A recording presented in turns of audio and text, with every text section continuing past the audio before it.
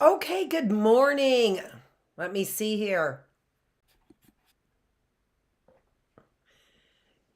Good morning, early bird classroom. I have an excellent signal. We'll see how long that lasts. My flowers are kind of droopy a little bit, but some of them bloomed right open. Look at that. Look at those lilies. I just hope these other ones do. I'm going to actually try and go downstairs and stick these in my lights because I'm growing vegetables and flowers, and hopefully pretty soon, any day now, I can plant those outside, except for nobody's built for me that I've been asking for. Some raised gardens is what I need. Okay, so I got started on time. I want to do a little intro, and then I'm going to go and finish getting my coffee and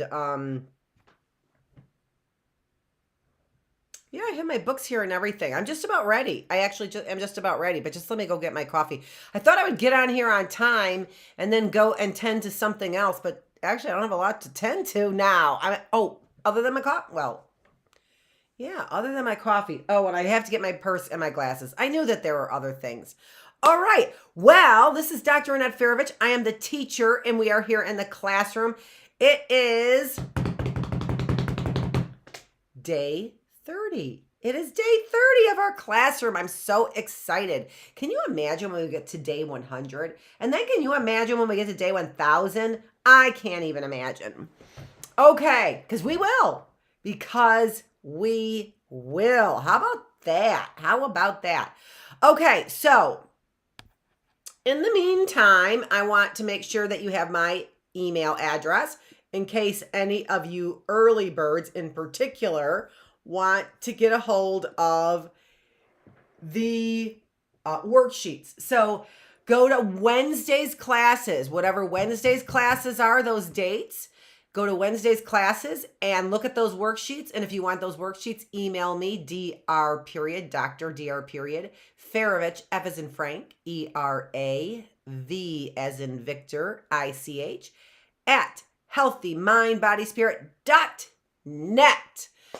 Okay, I am going to get my glasses, get my purse, get my coffee. And in the meantime, I am going to show you guys or give to you guys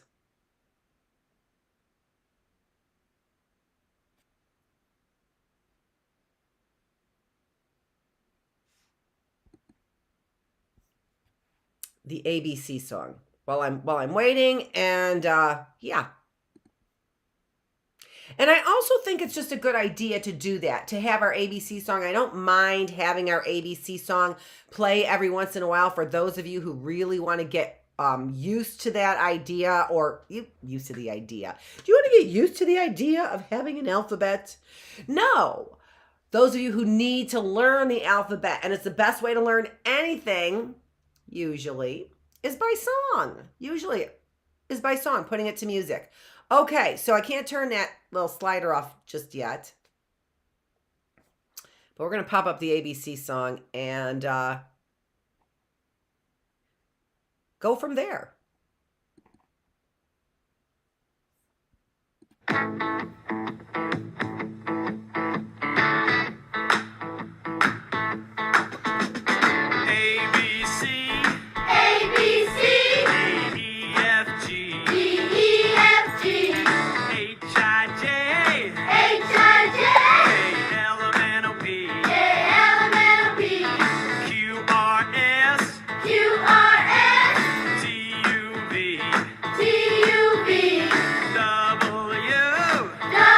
W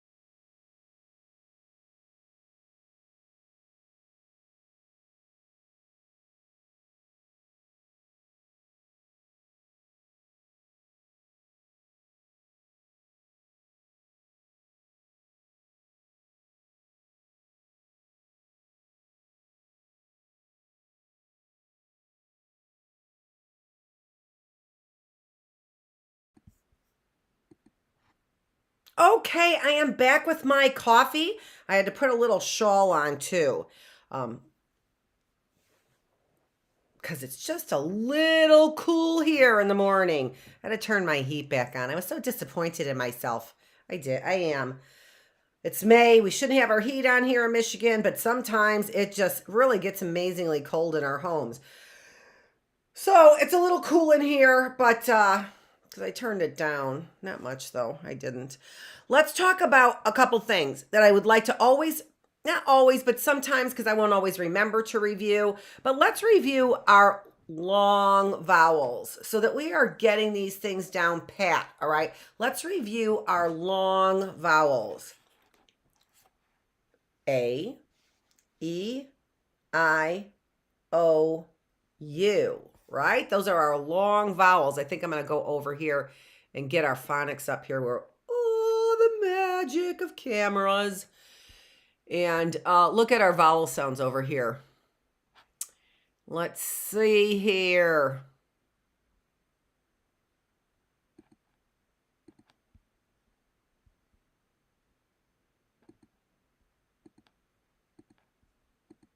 There we go. Okay, so long vowel sounds as in bake. A, E, I, O, U.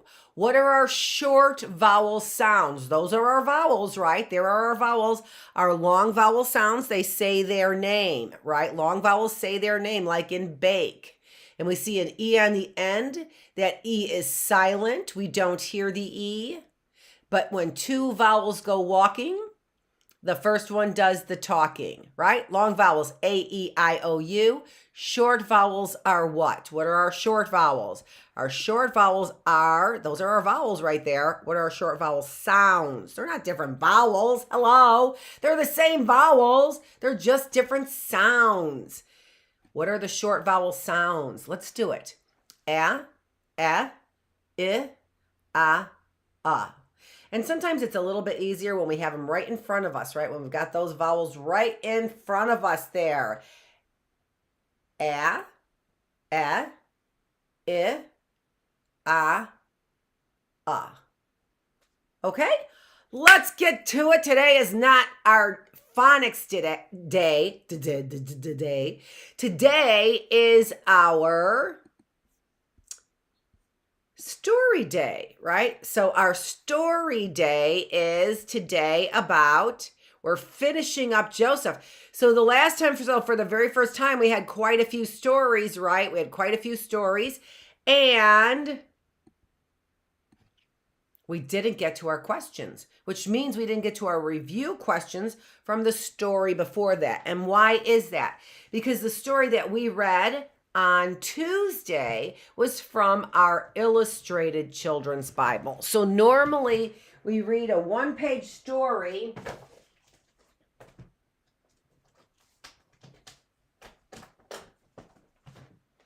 from our Reader's Digest Bible, right? So normally we read a one-page story from our Reader's Digest Bible for children. But for this one, they didn't have any story for Joseph. And we're gonna see why Joseph is such an important character in the Bible. Major character, major player in the Bible. So instead what I read from the Children's Illustrated Bible, and there are several stories in here about Joseph, as we saw. So we got to most of those stories.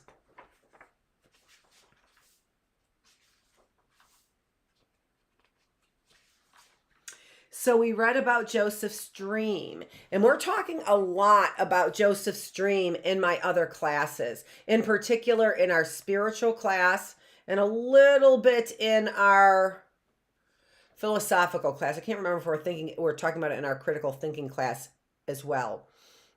Critical thinking class is a little bit more for a little bit older classes. Spiritual class, anyone can come to those spiritual classes. Those are good classes. Anyone can come, but I do talk about it on an adult level. There's a couple other things I want to talk about. Look how pretty that yellow is with the blue. Yeah, that's what I want to talk about. Can we talk about how pretty yellow is with blue sometimes? No, stop it. Orange juice. Get something in your stomachs, little ones. in the morning, and big ones as well. All right. Get something in your stomach in the morning.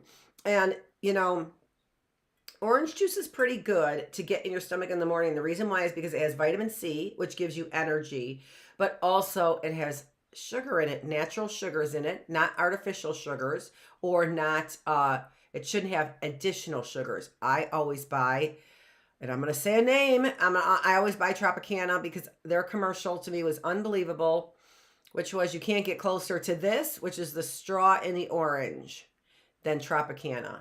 All right, if you can't get closer than a straw in an orange than Tropicana, I drink it.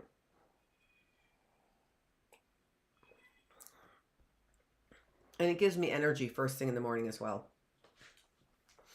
So this, and then also I was going to tell you, so make sure you get your breakfast in the morning. Make sure you get your sleep at night. Make sure you try and come here with some breakfast, right? In the morning. Some orange juice. And the breakfast also that I've been trying to eat myself, although I've never been a big breakfast fan, I'm a big coffee fan though, is oatmeal. So I get some organic oats from Whole Foods or something like that, where I who even knows what organic means anymore? All that means is a higher price to me. I don't even know. But look on the package, they're just oats or whatever. And then I put maple syrup in there. And I use milk because I'm a milk fan. So it thickens it up, I think, a little bit more. And so I put it in, I do put it in the microwave. Makes it easy. Put it in the microwave, stir it up, and then add maple syrup. That breakfast should fill you up, and it doesn't have the sugar that cereal has in it. All right, moving on.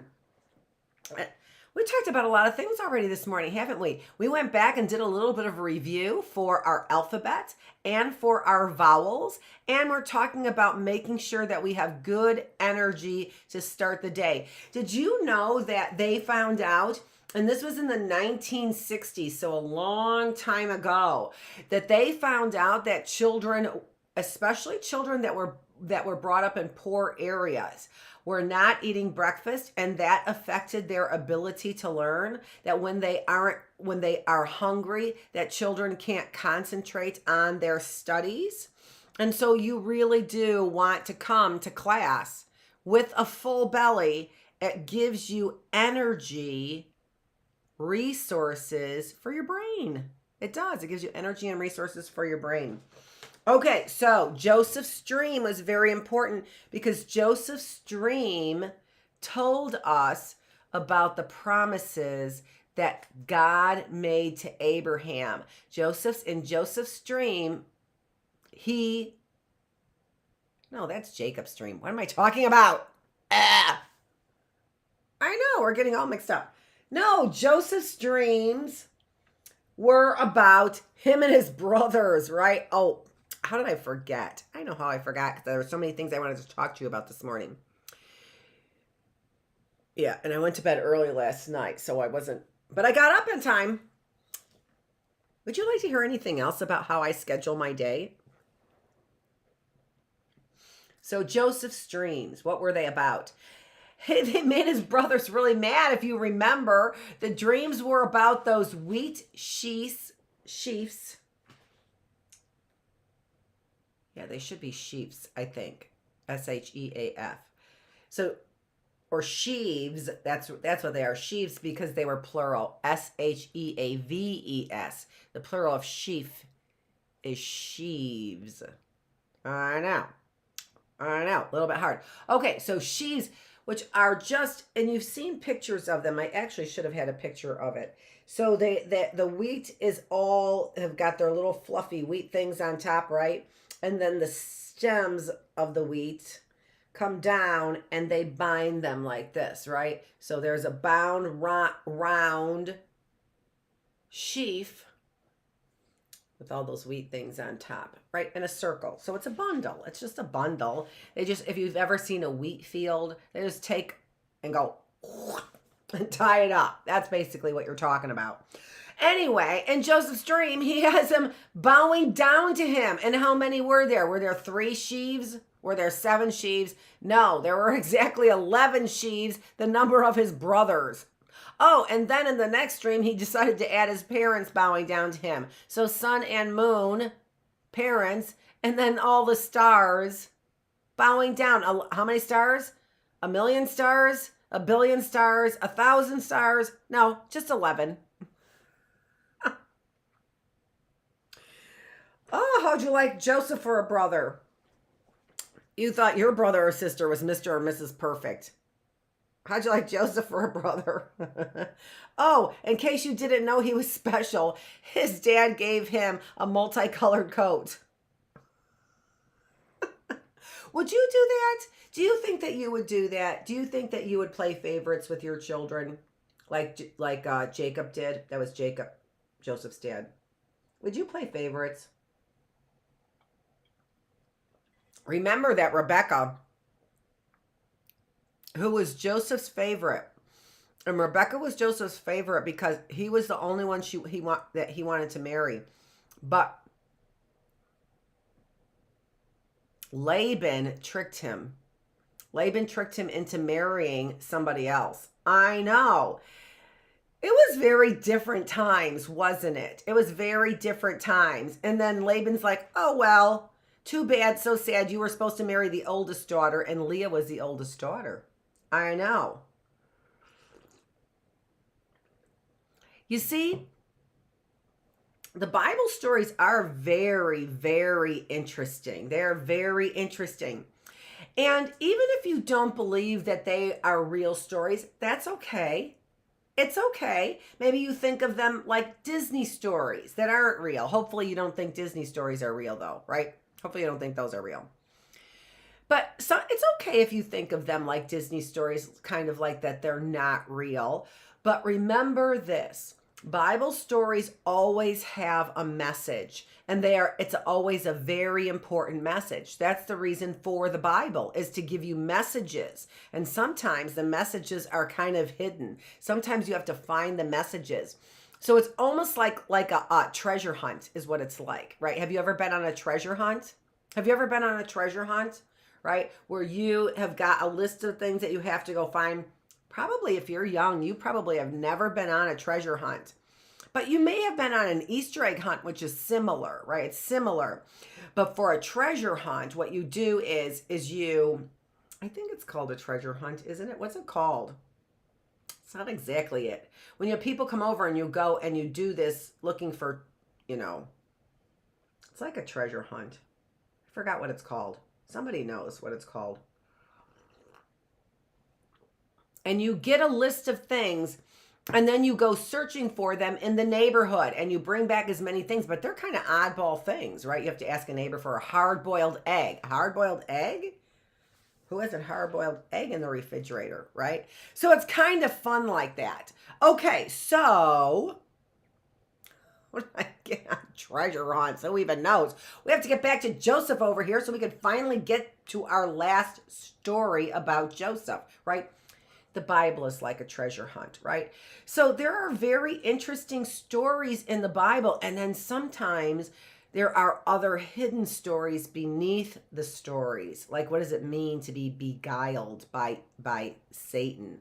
There are other stories beneath the stories. Like, why did Jonah run away from Nineveh? I think that's how you say it. All of a sudden, it's not coming to me.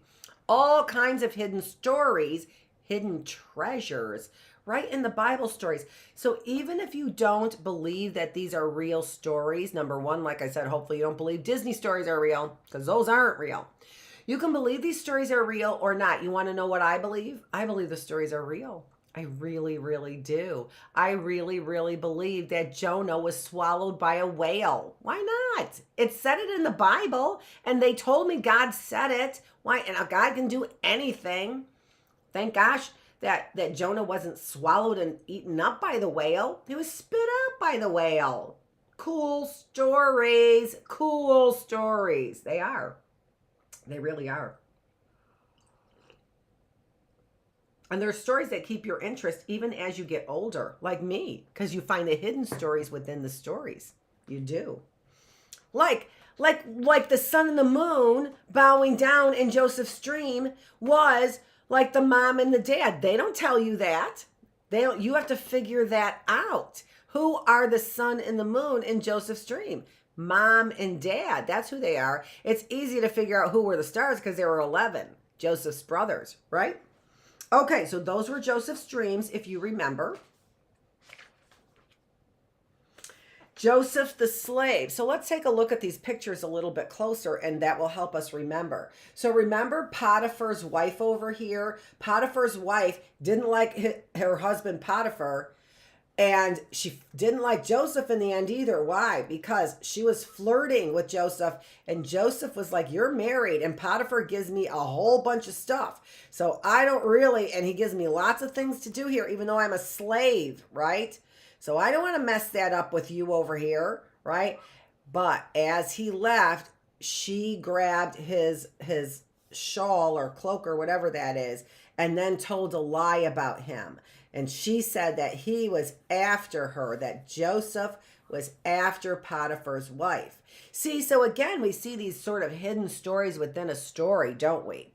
And that wasn't true. But what did Potiphar do? Potiphar put Joseph in jail, didn't he? And I haven't seen anyone look at this video because I had it on private on Tuesday accidentally. Watch the video. If you want to know the stories that I'm talking about, Joseph's stories, you need to watch Tuesday's video, which would have been day 28. All right? So they threw him in jail. They threw Joseph in jail. And then if you remember, there was a cupbearer and a baker that was in jail. And he interpreted their dreams as well, right? So the cupbearer was going to be out of jail in 3 days, and the baker was going to die in 3 days. That Potiphar was going to have him put to death. And then, but what was supposed to happen was that the cupbearer was supposed to tell Potiphar about Joseph being able to interpret dreams, and he forgot to tell. And he probably was like, listen, I'm out. I'm keeping my mouth quiet. I'm not making any problems for myself. But Joseph had to stay in jail for 2 more years until what happened? Until Pharaoh had his own dream, right? Remember Pharaoh's dream? And Pharaoh's dream was about that there was going to be, if you remember, there were 7 cows that were fat and plentiful, and then 7 skinny cows that came along and ate the 7 fat cows, right? And then if you remember, there were 7 something else, seven wheat stalks that were fat and plump, and the thin wheat stalks ate the fat ones, but they didn't get fat. The cows didn't get fat, and the wheat stalks didn't get fat. So he needed somebody, Pharaoh needed somebody, and it doesn't say if it's Potiphar. It might be a new Pharaoh. I'm not sure. But Pharaoh needed somebody else to interpret the dream again, all right? And so what does he do? Somebody says, oh yeah, Joseph, the guy you threw in jail because of your tawdry wife, he knows how to interpret dreams, and he interpreted the dream to say 7 years of plenty and then 7 years of famine, if you recall. Okay, so then Joseph as governor. Did we read this one, Joseph as governor?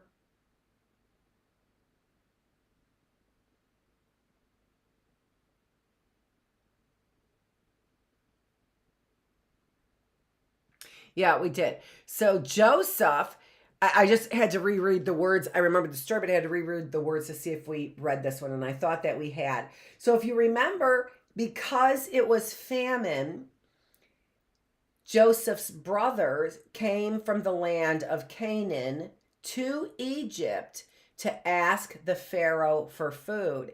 And since Joseph was second in command, they saw Joseph. They didn't recognize their brother Joseph. And their brother Joseph said, you're spies. You're spies. But But Joseph knew who they were. But what did they do to Joseph? They sold him into slavery, didn't they? Right? So they sold him to the Ishmaelites in order to be a slave. But what happened? Pharaoh liked him, right? So now here we go after Joseph's been in prison and out of prison, and Joseph is now second in command, making all the decisions for Pharaoh. And here comes his 11 brothers looking for grain. And do they have grain in Egypt? Yes, they do have grain in Egypt. Why do they have grain in Egypt?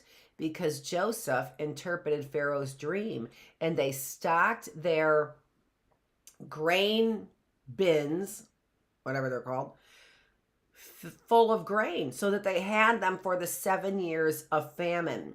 So Egypt was sitting very pretty. Canaan, where Joseph's dad was and 11 brothers lived, they were not doing so well, right? So they come to Joseph. Joseph recognizes them, but they do not recognize Joseph. Joseph looks like an Egyptian, and he knows how to speak Egyptian, so they don't recognize him. Joseph says, "You're spies. Go back and get your brother Benjamin." Now, why does Joseph want Benjamin? Why does Joseph want Benjamin?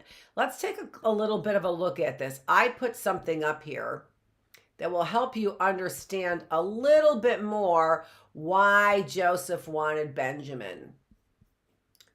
So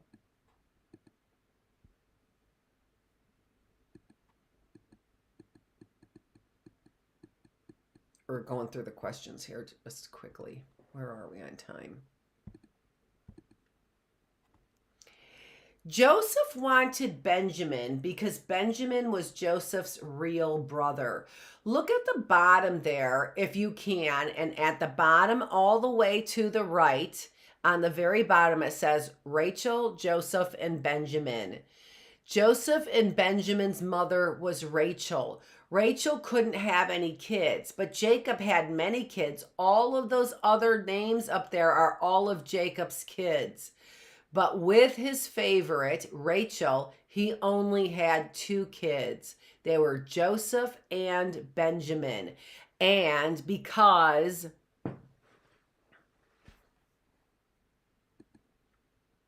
Joseph and Benjamin were real brothers, right? So Benjamin was Joseph's only real brother. Because they were real brothers, Joseph wanted to see Benjamin. So Joseph goes and sends back for Benjamin, right? And so let's go and see what happens now. Benjamin and the silver cup. Let me get my glasses right here.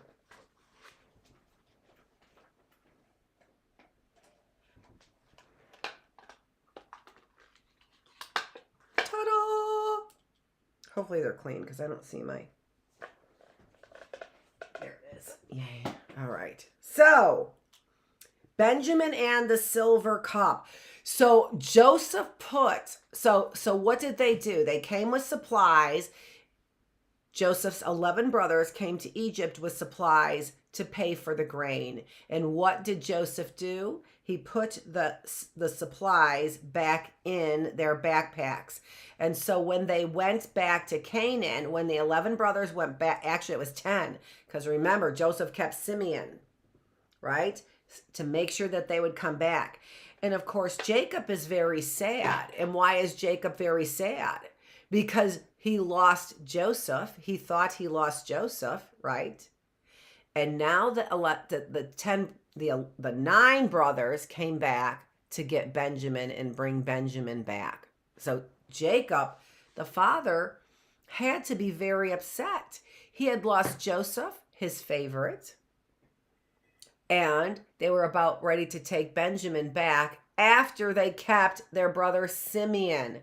So Jacob is losing son after son. So this has to be very upsetting to Jacob.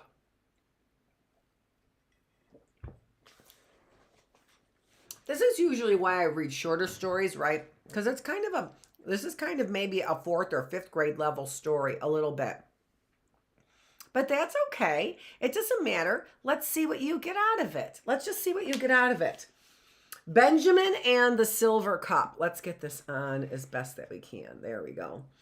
Benjamin and the silver cup. Soon all the grain was gone, and Jacob told his sons that they must go again into Egypt and buy food. We cannot go without Benjamin, said Judah. Jacob was unhappy, but Judah promised to look after his brother and bring him safely home. Not to mention, Simeon is still there in Egypt. You must take a present for this all-powerful governor, said Jacob. Take the best of our land has to offer: honey, spices, balm, myrrh, and plenty of silver to pay for the wheat. So here you can see silver cups. These silver cups date from the Middle Kingdom, 2133 to 1786 BC. That is before our new time era, before Christ is what that means. Before year 0 is what that means. 2,000 years before year 0. So 4,000 years old, those are, right? Over 4,000 years old, or about 4,000, is the silver that they found. The time when events in the Joseph stories probably took place. The theft of a silver cup was a serious crime because silver was a luxury which was imported into Egypt from Syria. Also, the cup belonged to Joseph, the governor, second in importance only to the Pharaoh. So they not only took a very expensive cup, but they took it from Joseph and Pharaoh, right?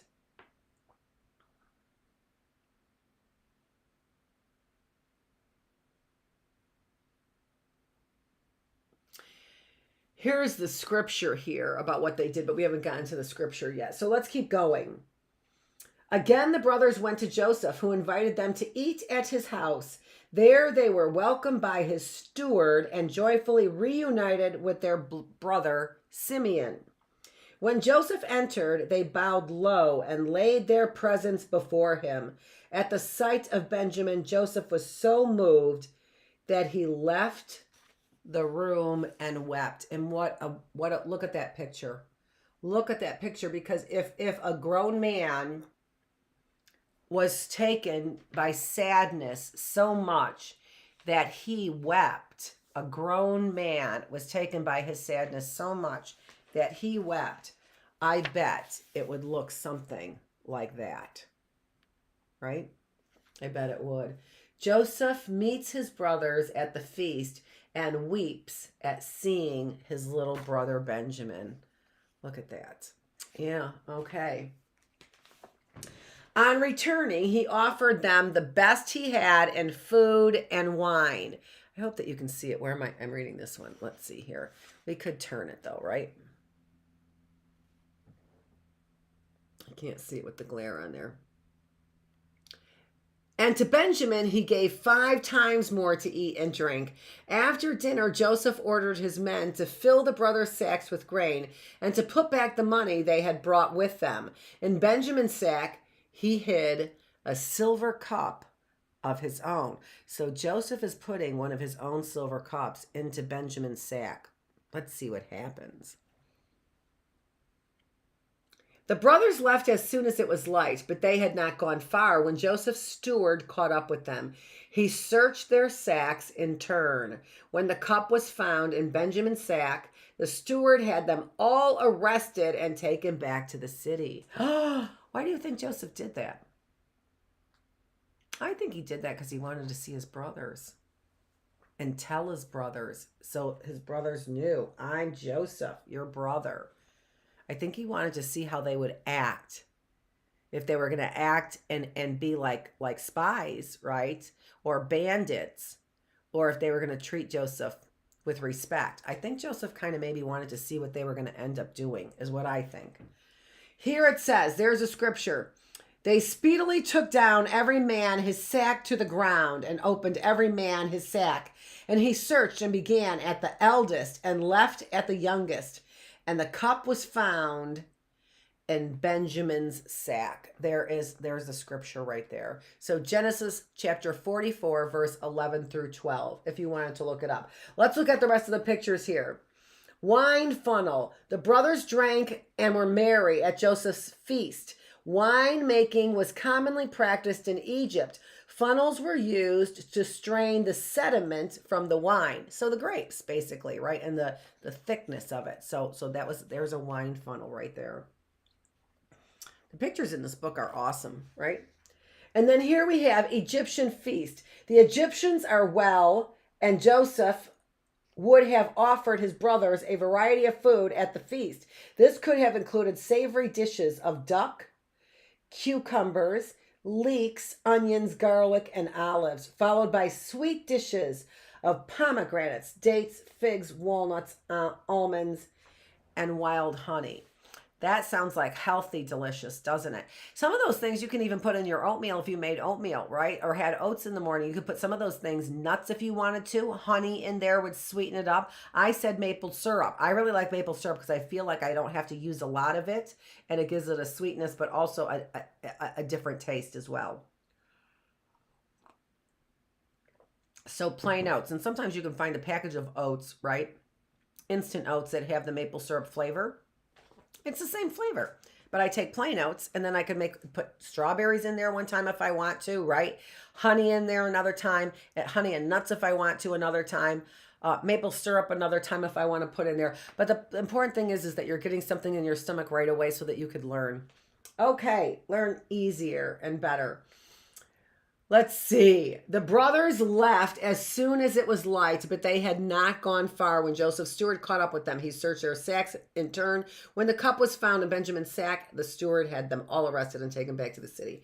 I thought it was there. All right, so I already read that. Once more at Joseph's house, the brothers threw themselves on the ground, begging for mercy. You may all go, said Joseph, except the man in whose sack the goblet was found. He shall stay and be my servant. What's Jacob going to do? Jacob lost Joseph, he thought, right? He still thinks he lost Joseph. And now he's losing Benjamin. And they promised they wouldn't lose Benjamin, right? Oh, how horrible for Jacob. Do not keep Benjamin, Judah implored him. If he does not return, my father will die of grief, for he loves him dearly, and he already has lost one son. I beg you to keep me instead. Wasn't that nice of Judah? Then Joseph felt his heart would break, and he could bear it no longer. I am Joseph, your brother, whom you sold as a slave. But now I am Pharaoh's chief advisor and governor of all of Egypt. And see how you guys are bowing down to me just like in my dream? Hello, hello. I told you this would happen. But he doesn't say that. I said that. I'm a little more human. You must come and settle here, for there are 5 more years of famine to suffer. Bring all you have, your flocks and your herds, and I will look after you. Tell my father what you have seen. And he threw his arms around Benjamin and wept. And then he kissed all his brothers. The brothers returned to Canaan and told Jacob that Joseph was alive. Jacob was full of joy at the news. He agreed at once to go with them to Egypt, and there they made their home. Now, this is so unbelievable because here now we have God's people leaving the land that Abraham was promised because of famine. So now what happens? Now God's people are out of Canaan, the land that was promised, and now they're in Egypt. And we know what happens. They become enslaved. That's the story of Moses, the story of Exodus. What's the Exodus? Exiting out of Egypt. And if you haven't seen the story of the 10 Commandments, you really want to see it. It is so glorious. It is one of the most glorious movies ever, even to this day. It is a glorious movie. So seeing that movie would really bring some of this stuff home for you. You can see how Egyptians treated slaves back in the day, right? Back in the day, 1,500 years before year 0, right? So 2,023 years ago, and then another 1,500. And Joseph was 1,700 to 2,000 years before that, right? So you are talking about some old history. And that's the only history that we have of that. Well, no, it's not. What am I talking about? Never mind. Skip that last statement. Let's get to our questions is what we really want to do. Where are we? Okay. So the story of Joseph, and we only have one more minute of time. So let's take a look at the, we're going to go through the questions because we will review these questions on Tuesday when we are back here in the classroom for day 31. Oop, I have the wrong day up there. These were the questions from day 28, actually. Who was Joseph? Who was Joseph's father? And how many brothers did Joseph have?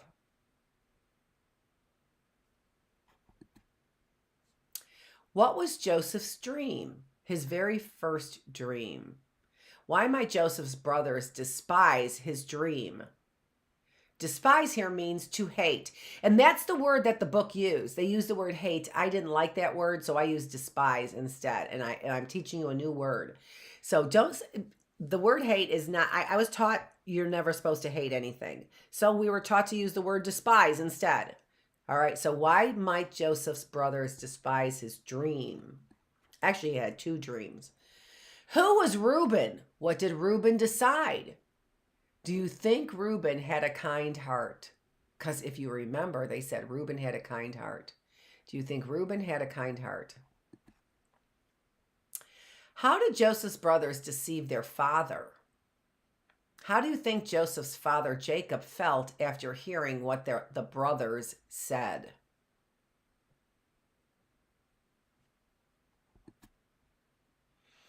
Who was Potiphar? What did Potiphar's wife do to Joseph?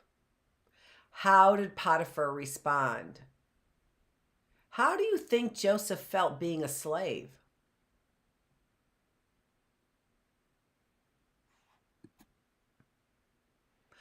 Who did Joseph meet in prison?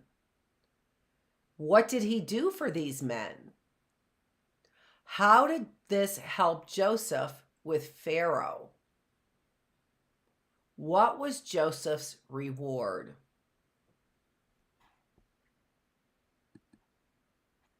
How long did it take Joseph to be released from prison? Why was he released?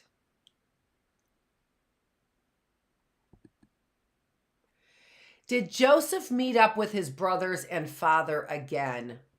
How did this happen? Who put the silver cup in Benjamin's bag? And why? Okay, all right. So there's the 12 tribes of Israel. We're going to come back and talk just a little bit about that. And then we are going to finally do a review of Jacob's dream. We talked a little bit more about some extras in the beginning of this class. And not to mention that all of this story about Joseph really took us an extra long time to get through. But it really goes to show you some really interesting things, like how much they believed in what dreams meant, right? And I didn't believe that dreams meant anything when I was younger because they really didn't mean a lot to me. And actually, I didn't really remember a lot of my dreams all the way through my whole life. But now I remember still only a few dreams. I don't remember a lot of dreams, but I do think that dreams mean something now. Not all of them, not every one of them, but I do think they mean something. This is Dr. Annette Feravich. I'm the teacher here in the Early Bird Classroom. Thanks for joining me. We're back here for day 31 on Tuesday. I will see you at 8 a.m., or around there. Thanks for joining me.